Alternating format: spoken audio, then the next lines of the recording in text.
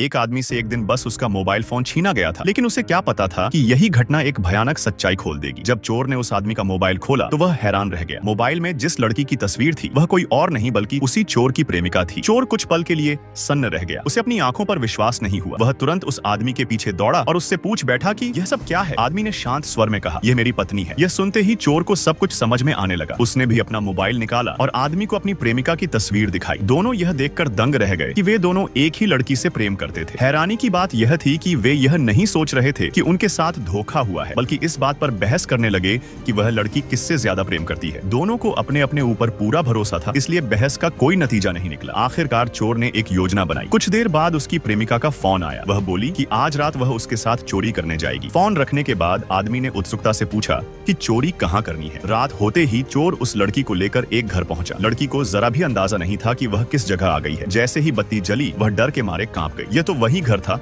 जहां वह अपने पति के साथ रहती थी। मेज पर दोनों की तस्वीर रखी हुई थी। लड़की ने घबराकर तस्वीर को उल्टा कर दिया ताकि उसका प्रेमी देख न ले। चोर यह सब देखकर मन ही मन खुश हो गया। फिर उसने जानबूझकर अपने आप से कहा कि तिजोरी शायद अलमारी में होगी। लड़की ने बिना सोचे समझे कह दिया कि हाँ वही रखी है। आदमी ने अलमारी खोली और सच में तिजोरी वहीं मिली। लड़की अब भी नहीं समझ पाई कि यह सब एक चाल है। दोनों चोरी का पैसा गिन ही रहे थे कि अचानक किसी के आने की आवाज आई। लड़की ने तुरंत अपने प्रेमी को छिपा दिया और जब पति अंदर आया तो वह घबराकर बोली कि घर में चोर घुस आया है और उससे कहा कि वह बिल्कुल आवाज न करे। आदमी ने डरने का नाटक करते हुए पूछा कि अब क्या किया जाए। लड़की ने कहा कि पुलिस को फोन करो। कुछ ही देर में दोनों आदमी आमने सामने खड़े थे। तभी लड़की को एहसास हुआ कि उसका झूठ पकड़ लिया गया है। दोनों को समझ आ गया कि यह लड़की किसी से भी सच्चा प्रेम नहीं करती। वह कभी प्रेमी के साथ मिलकर पति को लूटती थी और पकड़े जाने पर पति के साथ मिलकर प्रेमी को फंसा देती थी। असल में वह केवल अपने स्वार्थ से प्रेम करती थी, किसी इंसान से नहीं।